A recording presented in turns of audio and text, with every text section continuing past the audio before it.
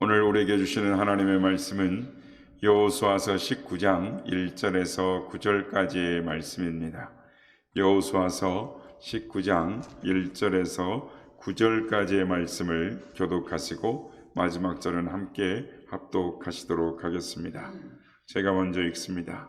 둘째로 시므온 곧 시몬 자손의 지파를 위하여 그들의 가족대로 제비를 뽑았으니 그들의 기업은 유다 자손의 기업 중에서라.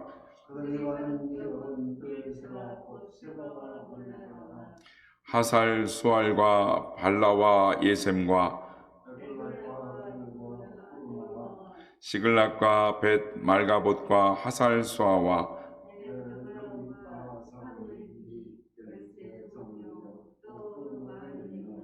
또 아인과 림몬과 에델과 아산이니 네 성읍이요 또 그 마을들이며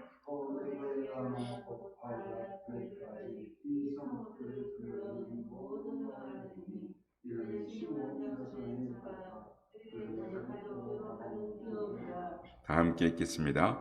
시몬 자손의 이 기업은 유다 자손의 기업 중에서 취하였으니 이는 유다 자손의 분깃이 자기들에게 너무 많으므로 시몬 자손이 자기의 기업을 그들의 기업 중에서 받음이었더라. 아멘. 할렐루야.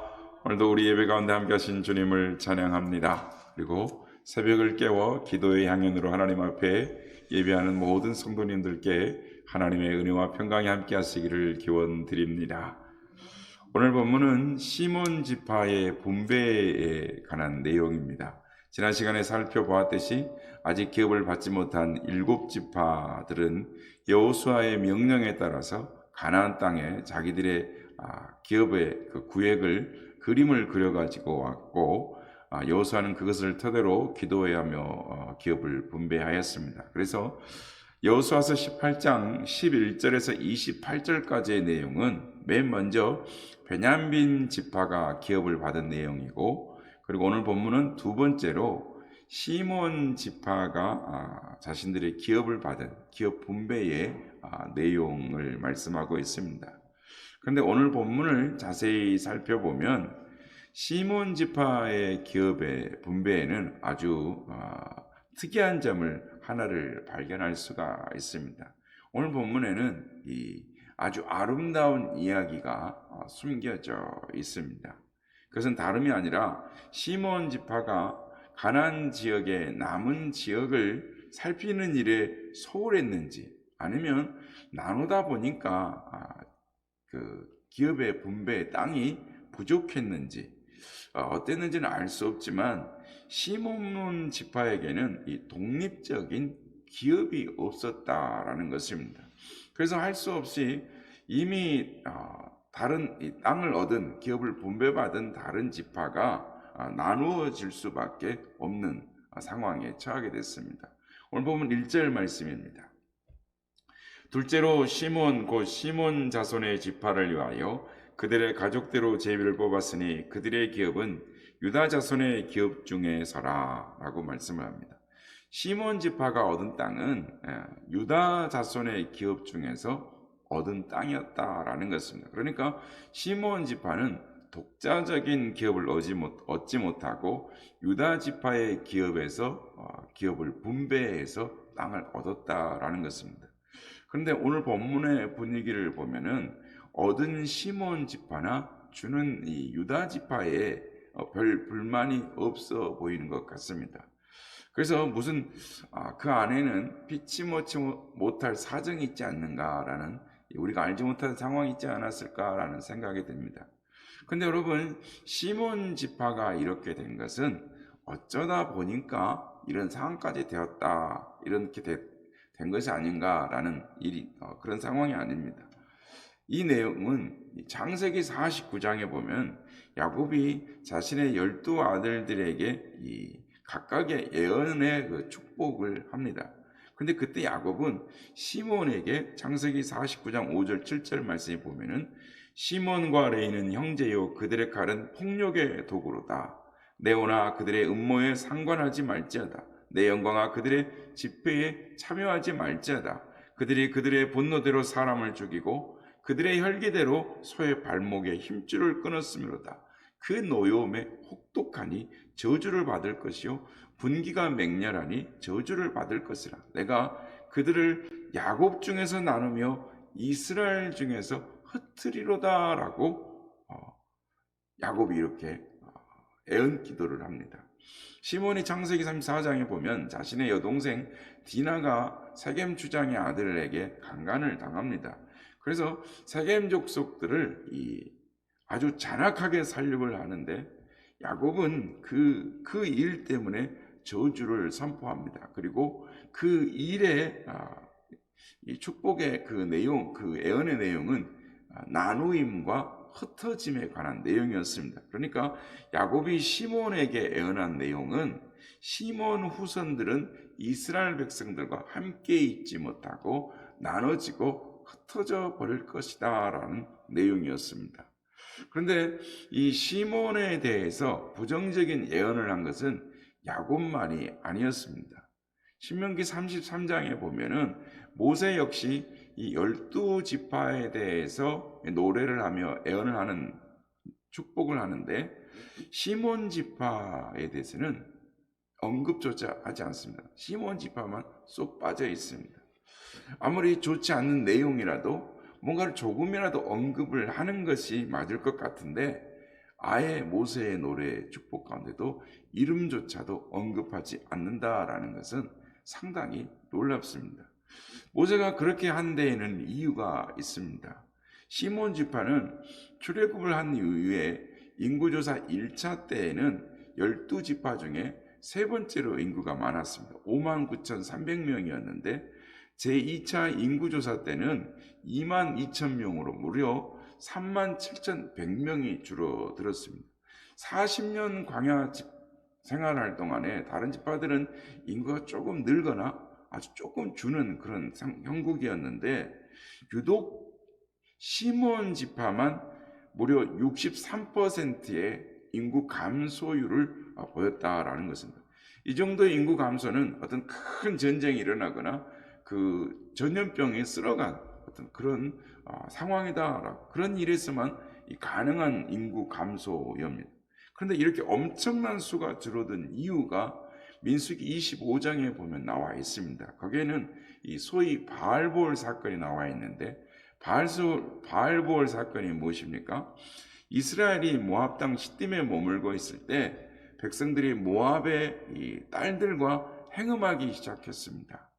그런 중에 민수기 25장 6절에 보면은 이스라엘 자손의 온 회중이 회막문에서 올 때에 이스라엘 자손의 한 사람이 모세와 온 회중의 눈앞에 미디안 한 여인을 데리고 그 형제에게로 온지라라고 말씀을 합니다.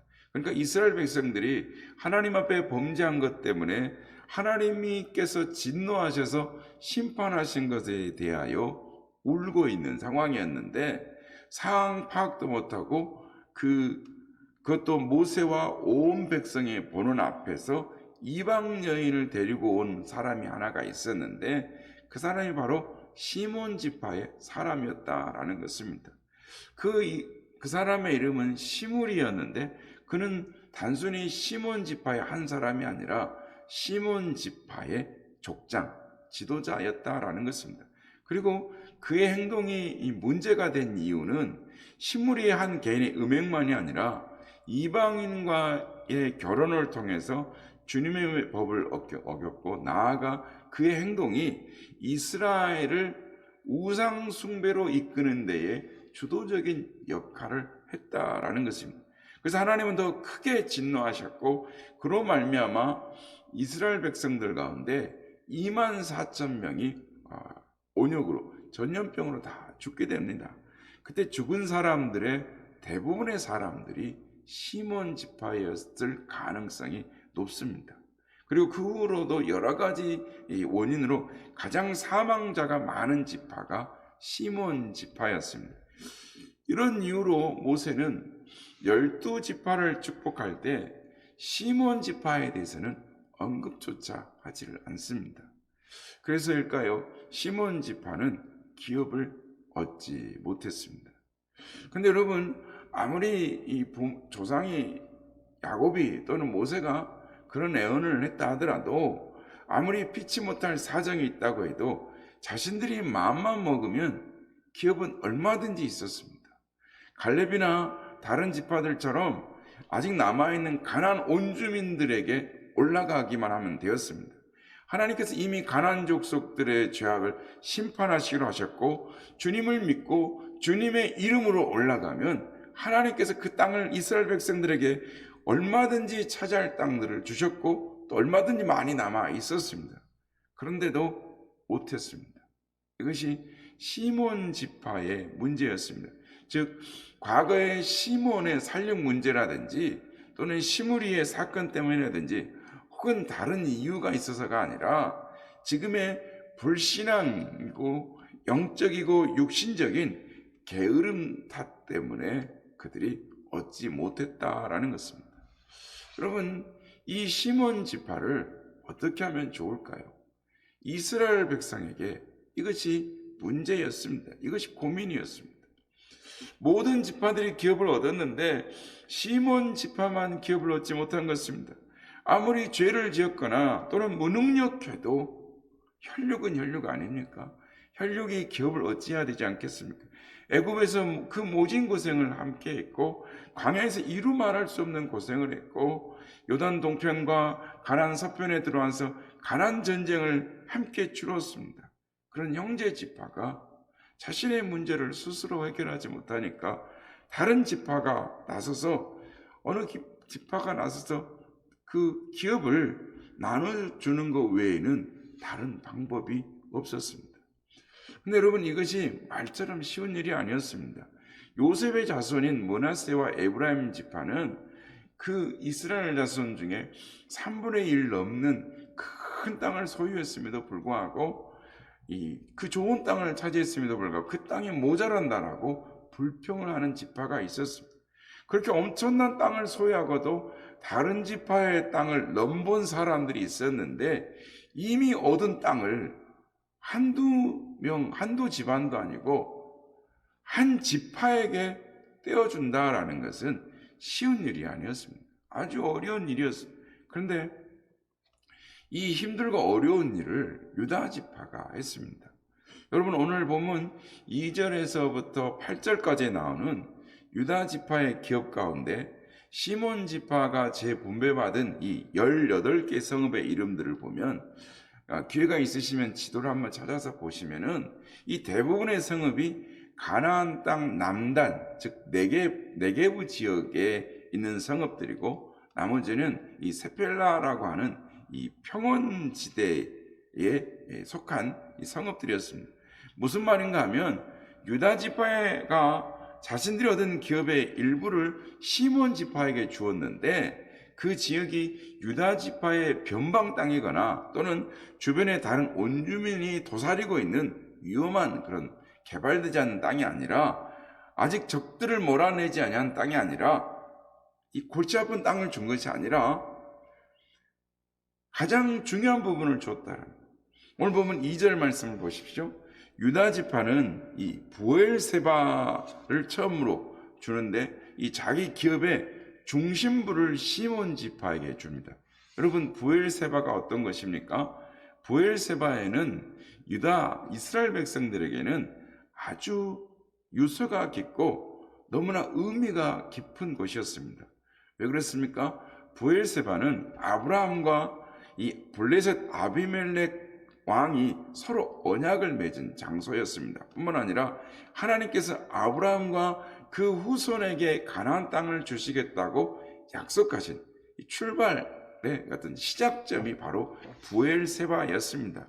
그래서 그 당시 온주민들도 이건 하나님이 당신에게 주신 땅입니다라고 인정할 정도였습니다. 그 후에 브엘세바는 계속해서 믿음의 족장들과 얽히고 설키면서 유서 깊은 자리를 잡았습니다. 뿐만 아니라 시몬 지파가 얻은 땅의 대부분은 갈렙이 믿음으로 차지한 땅이고, 또한 온니엘이 믿음으로 차지한 땅이며, 그 중에서도 악사가 믿음으로 상속받은 이 네겝 사막 지역에 해당했습니다. 그러니까 유다 지파 사람들이 목숨을 걸고 도전하여 얻어낸 땅, 즉 핵심적인 인물 갈렙과 온니엘과 악사가 가진 그 하나님으로부터 받은 이 피땀을 얻은 땅을 망설임 없이 나누어 주었다라는 것입니다. 여러분 놀랍지 않습니까? 여러분이라면 그렇게 할 수 있을 것 같습니까? 피땀 흘린 땅, 믿음으로 쟁취한 땅. 유다 지파는 왜 이렇게 했을까요? 하나님이 원하셨기 때문입니다. 하나님이 하라고 말씀하셨기 때문에 믿음으로 거침없이 하나님 앞에 드릴 수 있었던 것입니다. 그렇다면 여러분, 이 시몬 지파는 그렇게 얻은 땅을 잘 간수했을까요? 그들은 유다 지파 가운데 처음은 그럭저럭 잘 살아가는 것처럼 보였습니다. 그런데 얼마 후에 역대하 15장에 보면은 대부분 사람들이 북쪽으로 이동하여서 에브라임과 므낫세 지파의 경내로 들어가서 흩어져서 거기에 살았습니다. 그것 때문에 후일에 이스라엘이 남과 북으로 나뉘어질 때 시몬 지파는 에브라임 지파를 중심으로 하는 북쪽 이스라엘 땅에 속하였습니다. 그러다가 그 다음에는 완전히 그 지파가 다 흩어져 버렸습니다. 흔적도 찾아볼 수 없게 되었습니다. 결국 무슨 말입니까? 어떤 면에서 유다 지파는 죽 써서 개 줬다라는 속담과 같은 일들을 했다라는 것입니다. 피땀 흘려 이룬 가업을, 기업을 다 날려버린 것 같은 그런 허망된 일을 한 것처럼 보였다라는 거예요.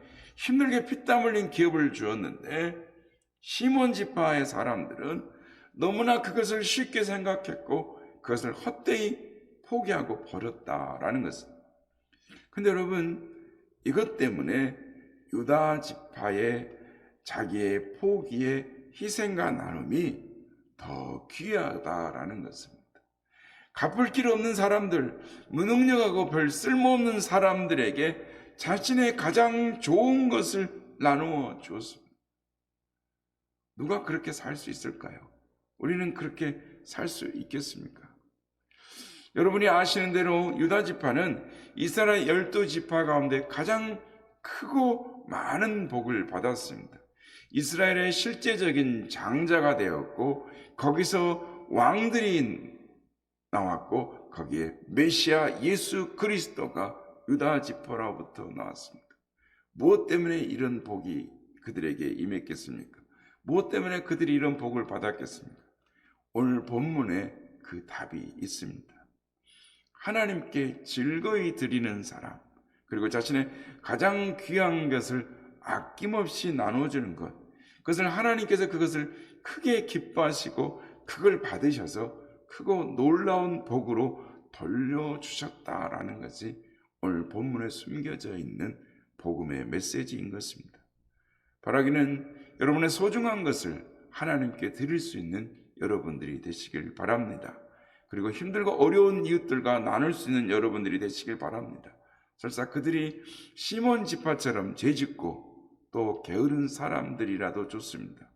여러분이 그들을 긍휼히 여겨서 하나님께서 여러분에게 원하시는 거라면 하나님 앞에 기뻐히 자원하여 드림으로 말미암아 그들에게 긍휼을 베풀면 하나님께서 여러분을 기뻐하시고 여러분과 여러분 자녀들에게 여러분이 생각하는 것 이상으로 다시 베풀어 그 이상으로 갚아 주실 줄 믿습니다. 바라기는 섬기고 나누고 베푸는 축복의 하나님의 사람들, 은혜의 사람들이 다 되어지는 우리 선한 이웃의 공동체가 되시길 주님의 이름으로 축복합니다.